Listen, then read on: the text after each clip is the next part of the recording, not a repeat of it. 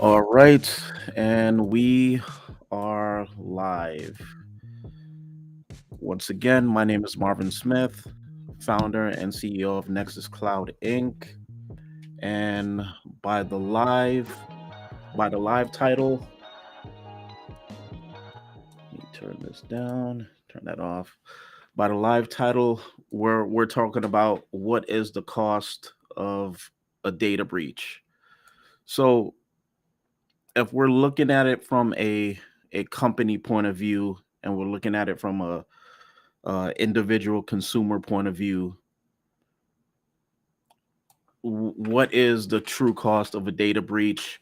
If you're a big company and data breaches don't really mean much to you, then that's fine. But to me, as a everyday consumer, if I'm willingly giving these companies my data, my personal information, social security number, whatever, and they're not putting their best foot forward to kind of secure this data, then I see it as the brand of the company is slowly getting tarnished. Me personally, as an IT guy in this industry, I don't touch any companies that I don't want to say don't touch, but when it comes to giving my personal data, I just don't give it to any companies anymore. I'll actually walk away from a business if I know that they've had a data breach. Like T-Mobile, I'll never sign up for a T-Mobile service. Just to be honest. Um yeah, it's just at the end of the day, free credit monitoring isn't going to do anything when I know that either my number or some number or my social security number is out there on the dark web. Free credit monitoring isn't going to do anything. But if you're a company and you know you got data breached and you're able to afford, you're able to give everybody, that's been affected, some kind of pay for credit monitoring service, that's expensive. That's for, let's say, 100, let's say 2000, records, or 2000 consumer records. The average company is not going to pay for some kind of credit monitoring for 2000 people. They'll give you a free, credit monitoring service or some kind of 30-day trial, but to pay for that on a consistent basis, no company is going to do that. So again, at the end of the day, what's the point of me giving a company my data if they're not going to put their best foot forward to secure it? And as a company, you got to think about your overall brand. Sure, some companies are big enough to protect their brand, but for an upcoming company, you got to start thinking about, well, if I let 1.8 terabyte of employee information and you know court cases and things like that slip on the dark web, then I have to start looking at it from a point of view of where, hey, our brand is about to get tarnished and we need to kind of step it up and start doing something about it. So let me see, what else was I going to talk about today. So yeah, just from a brand's perspective, it's like cybersecurity insurance, it's not really designed, I don't want to say designed, it doesn't really cover, um it's not there to kind of protect the company from a data breach. It's more of a liability standpoint. Because I came across, there was a school, I'm getting the name of the school together. Mount St. Mary College had a data breach. I looked at the data, and I found their cybersecurity liability insurance policy in the data breach. So I'm going to share this with you. I think that was hilarious. Like a company that has cybersecurity insurance, I was able to go through the data breach and find their cybersecurity insurance policy. So I'm gonna share this with you in a second, and then we're just gonna go through it because if I was if I was the company that was issuing this policy, I would have never signed off on it. It's just certain aspects on this cybersecurity insurance is just missing, and it was just wrong to begin with. All right, so let me share this with you.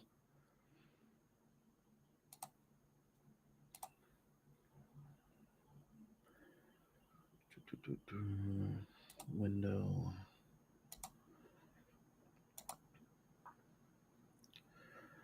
All right, so let me share this.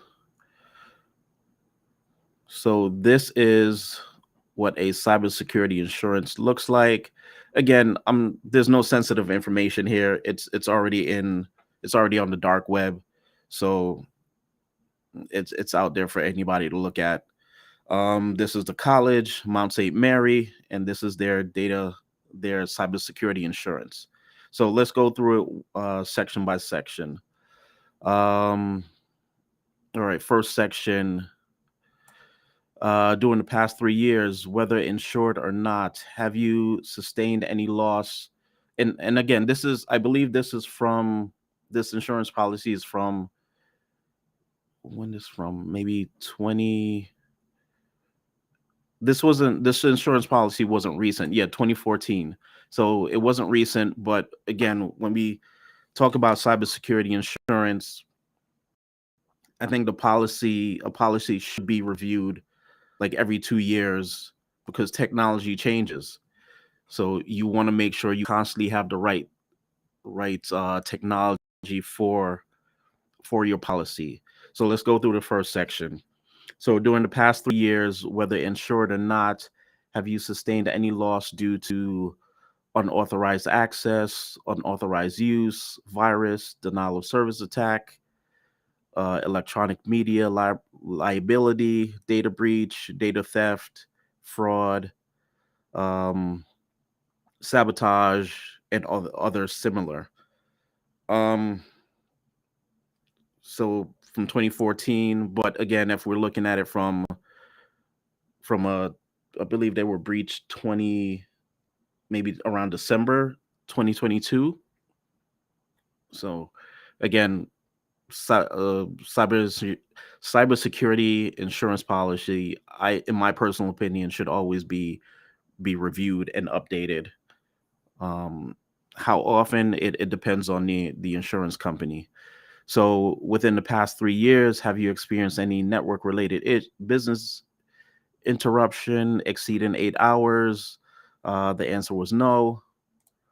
So if we continue to go down during the last 3 years, has anyone alleged that they were possibly responsible for damages due to their computer system? Again, this line has nothing to do with cybersecurity, but again, it's um it's there. So they checked no. During the last 3 years, have you received any complaints or other proceeding, including any injunction or request for uh, monetary relief? So they clicked no. During the last 3 years, has anyone made any damage claim or filed any lawsuits against? Um, I'm gonna go into some lawsuits that are pending with companies that's been data breached. So I'll do that later on. But for now, let's go through the application. They check no. During the last 3 years, have you ever been subject of an investigation or action by any regulatory administrative agency? They check no. So let's go down to risk control. This is where I would have got more granular with the question. It says, "Do you have a firewall?" Checked yes. How often do you review the rules within the firewall? That's blank. Another question would be, how often is the firewall software updated? You could probably say patched, but when was the last time a rule was removed or deactivated? That's a good question. That was blank. To me, that would have been a red flag from the go. If these 2 or 3 sections weren't filled in, me being an insurance representative or whatever, I would have never let this claim pass. Do you collect zip code or any personal information at point of sale? I would have answered yes, because when you're enrolling the child, you are collecting zip code and personal information, and I guess payment of the first tuition fee or whatever. Do you perform virus scan of emails, download, or portable devices? Okay, yes. So mostly administrative staff. You need to keep an active watch over mobile devices. Do you have restrictions regarding access to sensitive information of a third party? Um, that was They checked yes, but from the data dump, we see that they don't. So, do you have a process for managing computer accounts, including the removal of outdated access accounts in a timely fashion? They checked yes, but again, I would have got more detail out of this question. I would probably put, what do you use for removing dead accounts? Because I've seen that in my time, that you could basically just say, if an employee leaves the company, whatever, for whatever reason, you could go in and you could just block the login, but the account itself is still active, still has a license. So I would have probably got more detail out of this and just say, what do you use and how do you use it? Do you have physical security control in place to control access to your computer system? Again, more detail. What do you use? Do you have access control procedure that addresses access to critical and sensitive information? Um, sensitive, critical and sensitive computer system. He checked yes, but as we can see from the data breach, that is a no. Do you have any written business disaster disaster recovery plan in place? Any disaster recovery plan that includes procedures to be followed in the event of a disruptive computer incident? They said yes. Again, I would have got more detail and probably just asked, what is that policy attached to, attach that procedure to this page so it could be reviewed. Are systems backed up and recovered and tested for all mission critical systems? They clicked yes, but again, my question would be, what do you use and how often is it tested? Type of personal identity information held, social security, but we've seen driver's license. um I remember seeing a credit card information, but it could be to a vendor or something. I did see personal information. I did see driver's license. Is all sensitive data encrypted at rest? He clicked. He clicked no. He checked no, no, no. Again, I wouldn't have approved this, because now in modern day you could encrypt data at rest. You could encrypt data in transit. You could encrypt data across mobile devices. So if I was overviewing this policy, that would have been a red flag right there, and just said policy revoked. How long would it take to restore your operations after a computer attack or other loss, corruption of data? They said 12 to 24 hours for school. In my personal opinion, that is too long. Um, because you got to wonder, you got to think about what a school,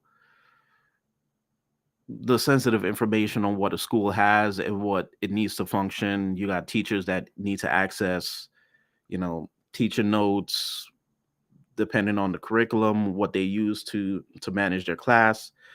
So again, 12 to 24 hours, that's okay. But for me, it should have been 0 to 12 hours. Let's see. So our mission critical security logs reviewed periodically for suspicious activity.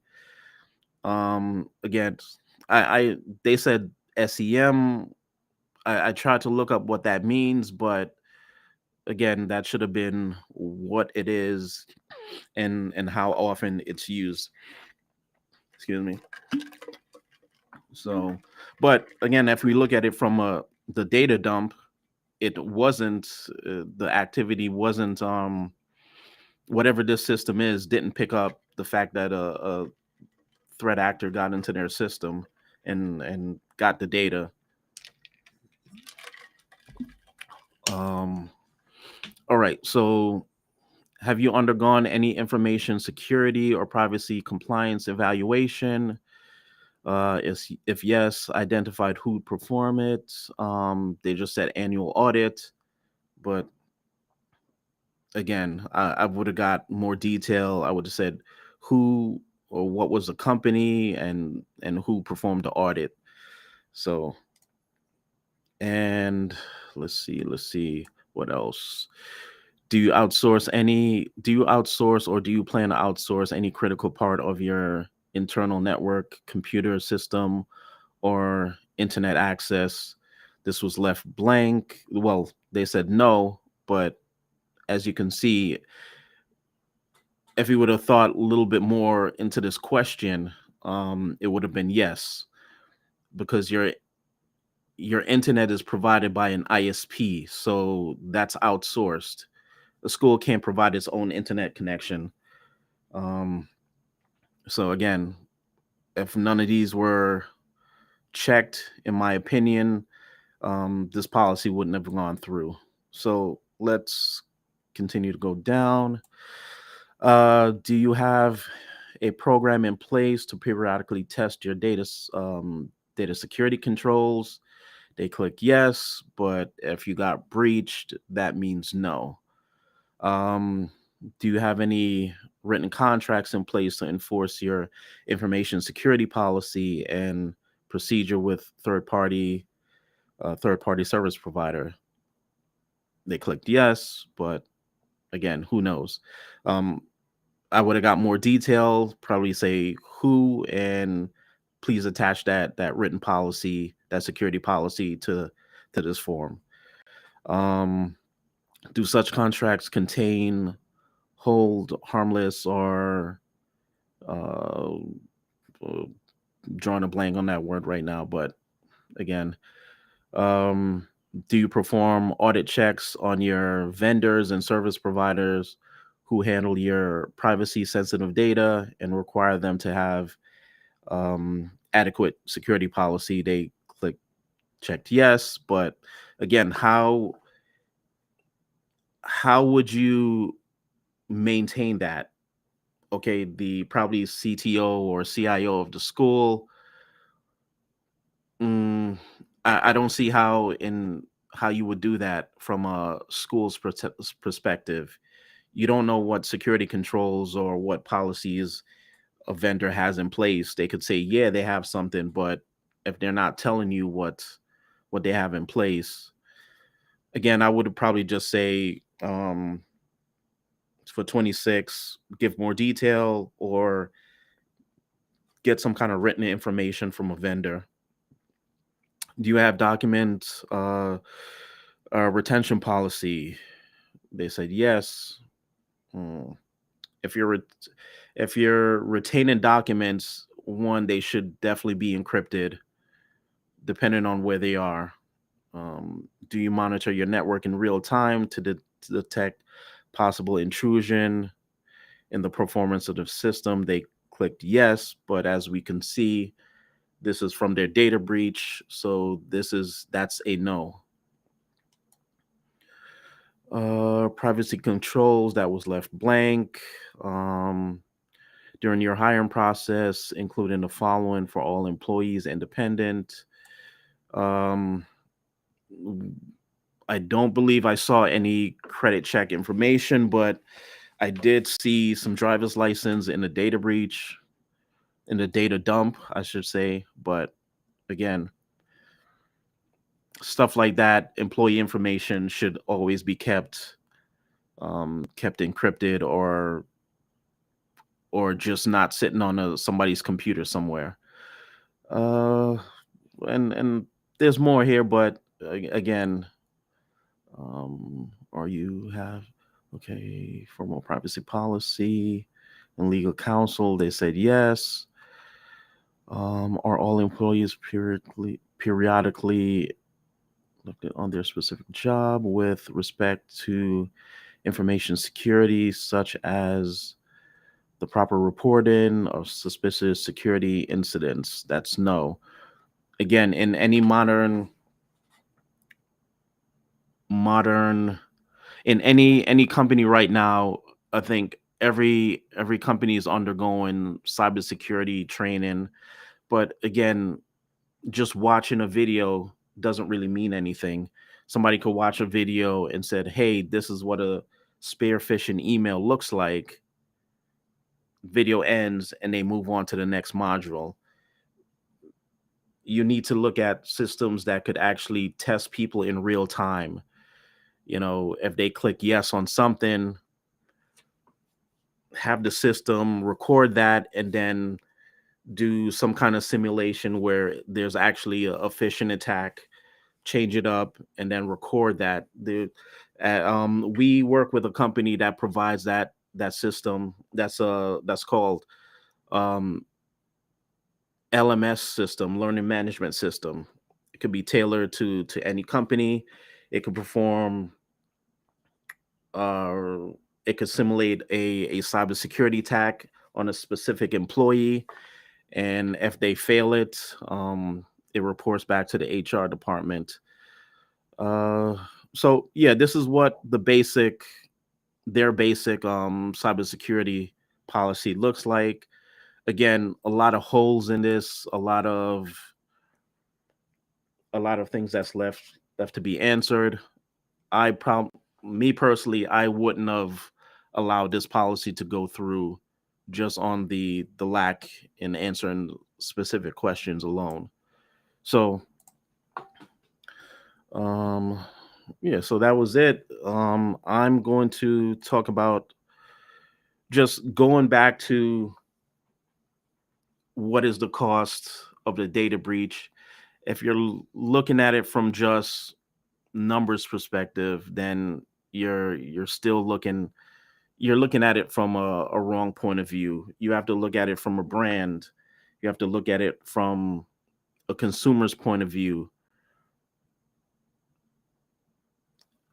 If we look at T-Mobile, some people are probably going to continue to use T-Mobile. I see people continuing to use Yahoo email.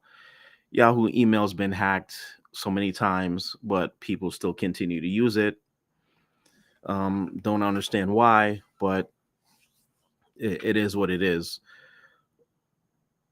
I look at it as just, you've got to take this serious. You've got to take this with, if you're a company that's up and coming and you have no type of security in place, then you just need to start talking to somebody, talk to me, you know, talk to somebody about what procedures, you could put in place. I know one of my clients got a cybersecurity insurance. Um, I reviewed the application myself. I made sure all the questions were answered correctly. I believe one of the questions on the application was, what type of encryption do you use for for your hardware? So I basically told my client you're using BitLocker encryption, and that's what's on your machine. Let me see what else. So we're going to look at.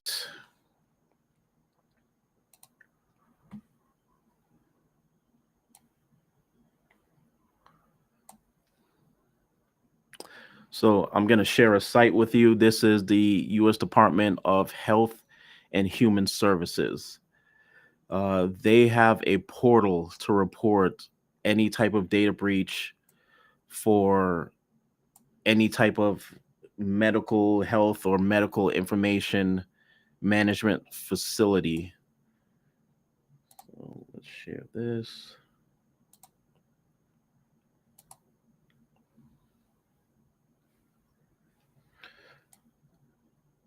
So currently, right now, we're looking at, this is a big list. So I believe last time I checked, there was about maybe 200 plus companies, medical type of companies that have been, that are involved, that have been reported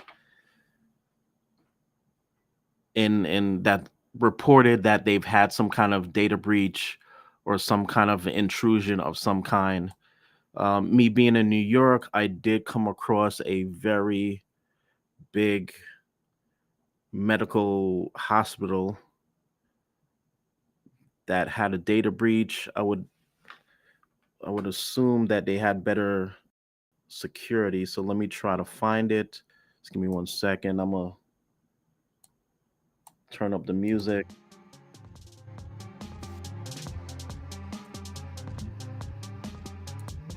Just give me a second. Let me try to find it.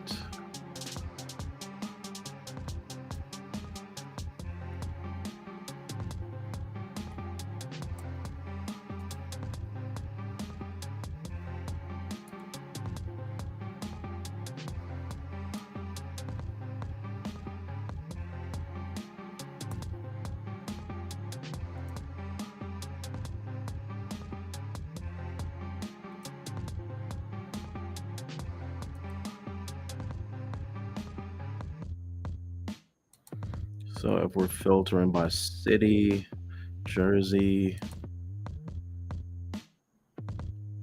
okay, New York. So, okay.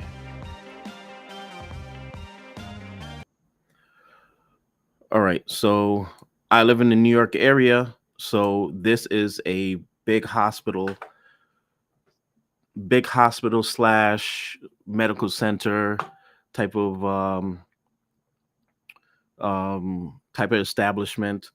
They had a reported data breach, um, or unauthorized access of electronic medical records on zero on 4 2 on 4/20/22 2022. So, and I did see this again. They did show up in a few, and they did show up some more on a list, on this list, but again, at least they took the opportunity to report it. So they got breached again. Again, unauthorized access to electronic medical records. So this was done on 04/13/2021, and I did see them a few times. So it looks like it's just probably two.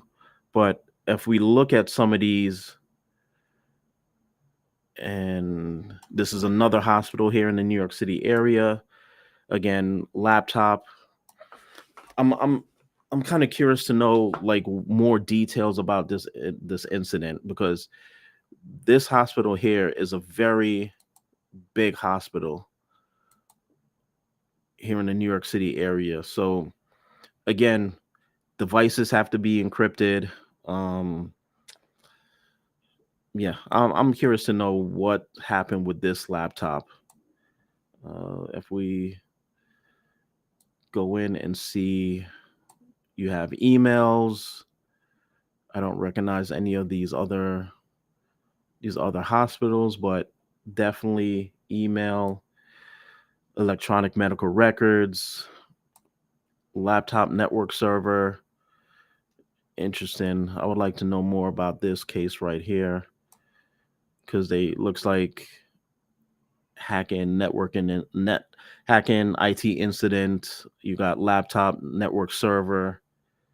So the threat actor got into two aspects of the company's network. So all right. Of the portable electronic device. So this is a loss. So again, if we look at the mobile device management, most mobile most MDM system, you should be able to wipe any device remotely. I mean, do a hard wipe, remove remove data and just factory reset it. So most MDM systems should be able to do that. So again, when I see stuff like this, lost, you got one here, theft, other portable electronic device, probably a mobile phone or maybe a tablet. Again, any most modern MDM solutions should be able to wipe that as soon as it's reported. So I don't know what happened there, but let me see. You got emails, you got paper files. Interesting. Yeah, I would like to know more. It would be interesting if they could just add it and just say, just give a little bit more detail on what would happen. Because as a professional, you're looking at this stuff and you're just saying, okay, how is that possible? Like, what was the method behind the intrusion? Like, did they hit it with some kind of ransomware, or was it a brute force attack? Just anything in general, just more detail. But yeah, I'm gonna for the YouTube viewers, I'm gonna put this in the description so you could access the site. The site is available for anybody. It's not just for um, professionals. So we got email, laptops, network server, network server. Let me filter. See if I can filter this. No, I can't filter it. Definitely want to see what is the majority of the attacks, like what method, what aspect of it. If it's network servers, if it's laptops, and yeah, if we filter by this date, by 2023, we'll see CVS. That's a big chain. So how many so far in 2023? It's just quite a lot.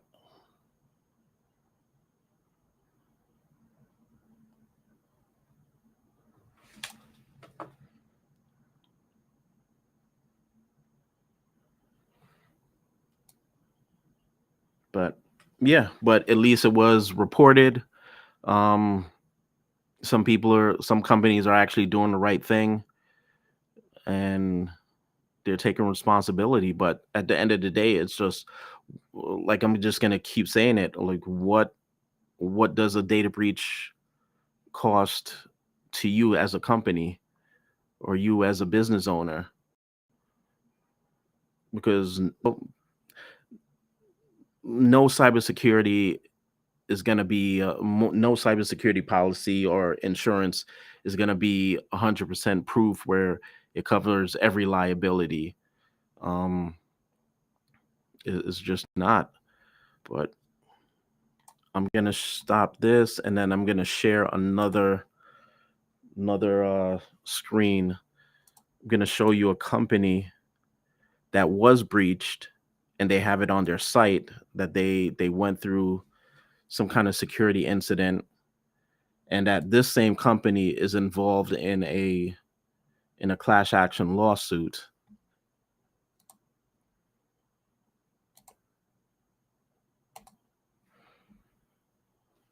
So this company, Regal Medical Group, They were involved in a data breach. They have the data breach on their site, the data breach notice on their site.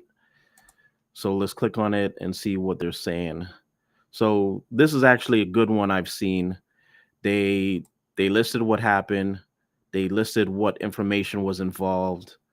What are they doing about it? Um, and they're not just giving out. Yeah, they let me see. They didn't give out like any free Experian credit reporting. They basically just put the three major bureaus on their website. But again, this is one of the better ones I've seen as far as notice of data breach. It lists when it happened and December 1st, 2022 on Friday. So they had two instances, December 1st, Friday 2nd, 2022. Notice difficulty accessing some of our services. After extensive review, malware was detected. Again, what it sounds like to me is they didn't have an EDR solution in place. What I love about most EDR solutions is that it's simply put, it's basically intrusion detection and response. So if an intrusion is detected, what is the response? So just think of it like as a security system, security camera. If a thief breaks in, it's going to record what's going on the network, and then the ransomware itself, it will respond in real time. So again, so this happened 2 days back to back. So it shows that so on December 1st, breach occurred December 1st. They became aware on the 8th. Again, too much time between the 1st, the 2nd, and the 8th to respond to that breach. So again, um, it took them too long to respond. From my opinion, it looks like they didn't have an EDR solution in place. And let's see if I can see when it was reported. It doesn't say what information was involved. For patients who may have been impacted by the breach, personal information may include, among other things, your name, social security number, um, for certain information, but not all. Potentially individual address, date of birth, diagnosis and treatment, laboratory test results, jeez, prescription data, radiology report, health plan, member number, and phone number. Again, I just don't understand why companies don't take this stuff serious. A big chain like this, you should be encrypting data wherever it rests at. You should have an EDR solution in place between the 1st, the 2nd, and it was detected on the 8th. That is too much time that went by. Again, I know those hackers had a field day. So yeah, so this company is actually involved in a class action lawsuit. Um, I'm gonna show you the law firm that's building a case on them. Pete, what's going on, man?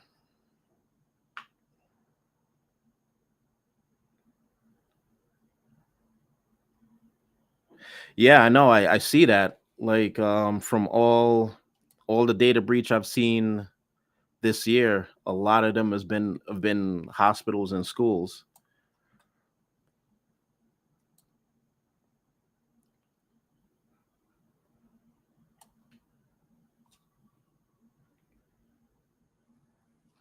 All right, so let me share that. I'm gonna share the law firm that's actually building a case for data breaches.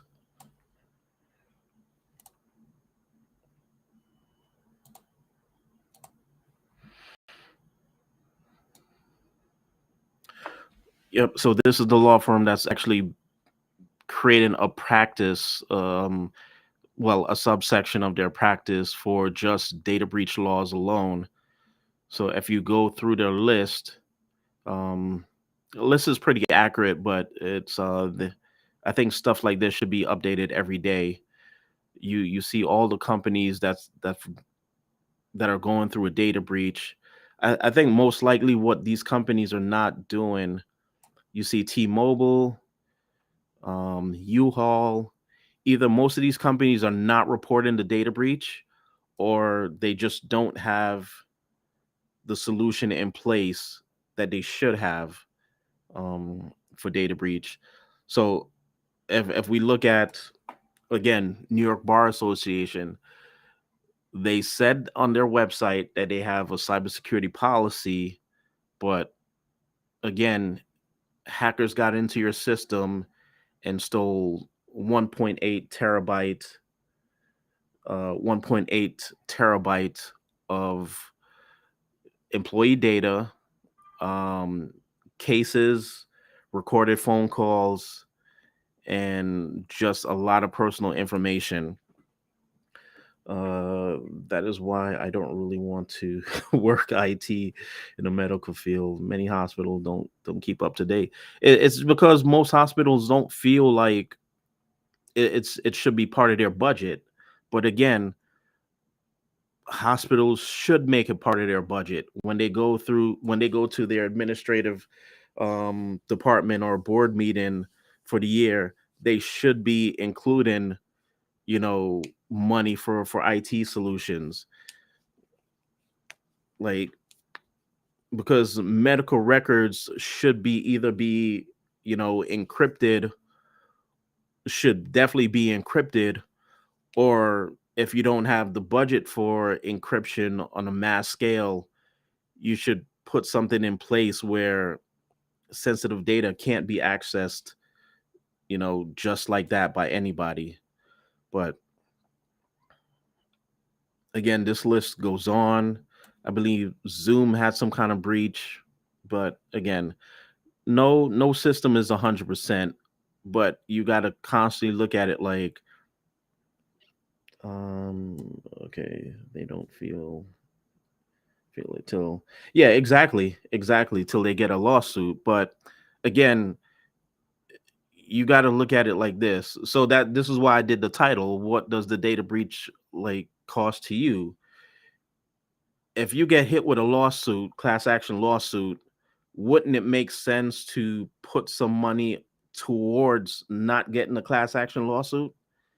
Like, yeah, stuff like that just doesn't doesn't ring to me. It's like you won't put in the money for it, but if you get a class action lawsuit, that actually hurts more. So yeah, man. Um, but yeah, back to the New York Bar Association. I'm still downloading that data. I'm gonna download all of it, all 1.8 terabyte of it, and I'm gonna unpack it and let you see the type of information that's in there. Because I looked at a small chunk of it. I saw basically emails, um, vaccination cards, judges' contact numbers, be yeah, executive mindset. So again, and a proper procedure is, again, not a law in New York, but I think it's being looked at to where they're gonna make it some kind of law to where if a company gets a data breach, I don't know if they're doing like, if it happens once, you get fined. If it happens twice, then the CEO or maybe the CTO, depends, cannot be hired by any other company within the United States, or even if he starts his own company, um, he won't be. he can't be employed by anybody else, which is a good thing. Um, like I said, when it comes to data breach, data protection, uh, Europe has it on lock. They thought it out. They understand that user information is sacred. So, but it's just when it comes to US, we lack the right people lack the understanding for information protection. They don't understand the concept of AI, and they just don't understand like the future is here. So, but yeah, this is a lot of companies on this list. So again, we've seen. I've showed you a cybersecurity insurance policy. Me personally, if I was reviewing that policy, I would never allow it to understanding more like, yeah, it's a common sense thing. So I showed you a cybersecurity insurance policy. Me personally, I would never of allow that policy to go through just on the vague questioning and lack of proper answer. Let's see what else. I've showed you a website where if you're a medical if, if you're a medical institution and you got data breached, you're obligated to report it to the U.S. Department of Health and Human Services, Office for Civil Rights. Basically, say it's you've got within the last 24 months current cases currently under investigation. So, and these are all medical institution of some sort. So, and then, yeah. So again, when we think about the title of the stream, what does a data breach cost? It's going to cost you a lot if you don't put something in place. If you're a big company and you just look at it like, oh, we've got money and lawyers to fight it, then you have to think about just the overall brand awareness. Why would I keep going back to a company that's constantly getting their data stolen? They haven't put any remediation in place. So that's just me. What I think is going to happen going forward, I don't know. Maybe it does, maybe it doesn't. But as the average consumer hopefully gets more aware that their information is basically, their lifeblood, people are just going to just start saying, if you have a history of getting data breaches, why should I continue to shop with you? Why should I continue to go to your medical office or to your establishment? I mean, some people don't really care. You have the average person that say, I have nothing to hide. Um, Me personally, I have everything to hide. So that's why I don't send out any sensitive information through personal email. My business email is encrypted. Um, my documents are encrypted. Enforced two-factor authentication, EDR on my machines. Um, Applications are constantly updated, and yeah. But again, I've been doing this for a while, so the last thing I want to do is have my information or have my clients get breached and have their information, their sensitive information out there. That's why I'm constantly tweaking their system. I go into their Microsoft tenant on a daily basis, you know, tweaking Microsoft Defender. It's like, hey, but again, human error is always a factor in these data breaches. Just as a company, you have to start looking at cybersecurity training as, something for HR. Would you like me to display the message? No, it's all right, Laura. Thanks. I see him. I was um I was kind of distracted talking about other stuff, but I see it. Thanks. So yeah. Um, Again, I don't like to do these lives long because I know this is not the current, pop in topic, but it's just my 2 cents as a professional, as a man who's been in ITs. Like, we have to start looking at these data breaches as, if these companies are not putting stuff in place, somebody's got to start finding them and find them heavy. Like, you can't just, if you go through a data breach and it's your first time, you can't just ask for forgiveness or, send in a letter. It's basically, I think you should have some kind of, oversight. Doesn't matter how small, how big. It should just be, okay, what do you have in place? And since the breach, what steps have you taken, to prevent it from happening? Um, Cybersecurity insurance policies, like a lot of these insurance agents, probably start taking a class or, basic IT, because some of the information I saw on this, I would have never. I'm gonna share this again. I'm never. I would have never let this pass. As far as, a actual policy.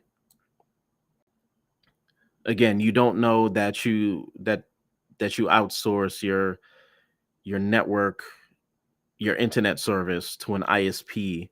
You don't know which ISP, or maybe you do, but you just didn't understand the question. Again, wouldn't have let that pass. Let's see, what else. What else? If it takes you 12 to 24 hours to restore your information after a cybersecurity attack, that's way too long for a school. It should be in the. You should always constantly have periodic backups. Backups are encrypted, kept in the cloud somewhere, and but again, so device encryption at rest, no. Encryption in transit, no. Just from those two that are clicked, no. I would have never. Again, me personally, I would have never, sent this application to be approved. But again, that's just me. Let me see. Anything else I needed to talk about? No, I think I went through anything else. Let me see if I needed to touch base on something else.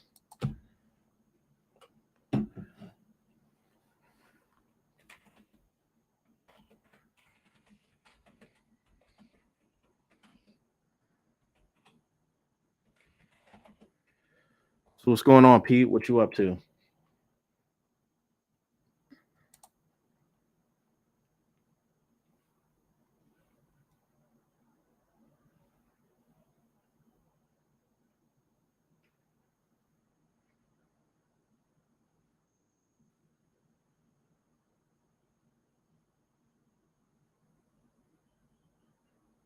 All right, I hear that.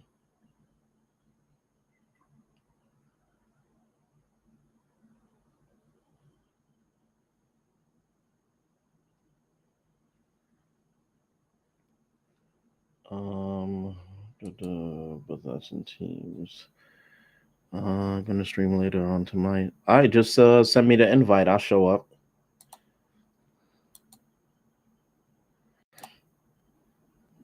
Hold on, let me launch my teams.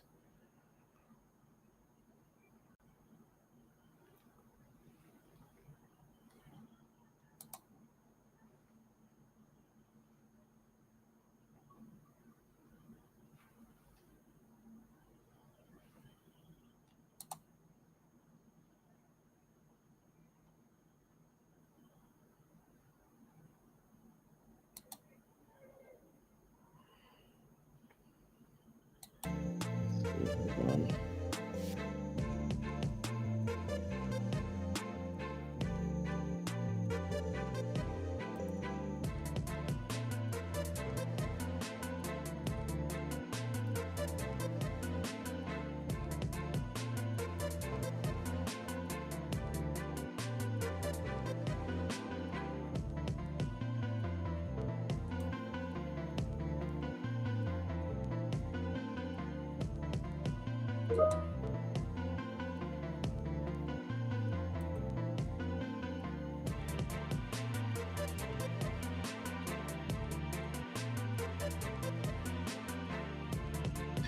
yeah, I mean, there's a lot.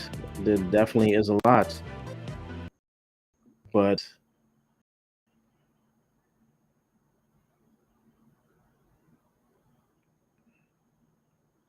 yeah, and another thing is that even though that you have a cybersecurity policy in place, if you get breached, your policy, your premium goes up.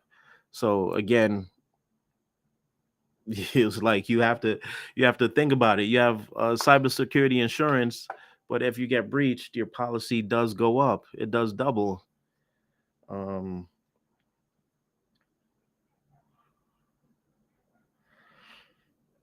yeah, I mean, it depends on the company, but yeah, there's just too many companies already since the year started, and we're still in the first quarter. We're about to leave the first quarter in a couple, maybe in a couple days, but in the first quarter, there've been over I believe 230 companies that's had that's had a data breach, and majority of that list is just small businesses. You don't even, to be honest, it's like you don't even need to have a big budget, because if you're if you're a nonprofit, you get nonprofit pricing on any technology solution. It's there. Microsoft has nonprofit license. Like, it's just, I just don't understand like why people believe that they have to throw, millions out there. Solutions are out there at an affordable price. Yeah, my company was my last company was, I think, in my opinion, they were a little bit overzealous, but again, that's just me complaining from my point of view. But yeah, they definitely enforced, security on a massive scale. So I got to give it to them for that. Like, they didn't lax on it at all. The CIO basically got a blank check and basically said, "Hey, we don't want to see this happen again." So he turned on like all the things. So that's the only thing I give him props for. Like, the security was phenomenal. It was phenomenal to the point where it got so annoying. But again, that it was, whatever system was in place, it was doing its job. So I got to give it to them for that. But again, the rest of these companies is just like your social security number, your prescription, your radiology, diagnosis. All of that is personal information, and it's a violation under HIPAA. It's like you're not supposed to keep that information. You're supposed to keep that information secure.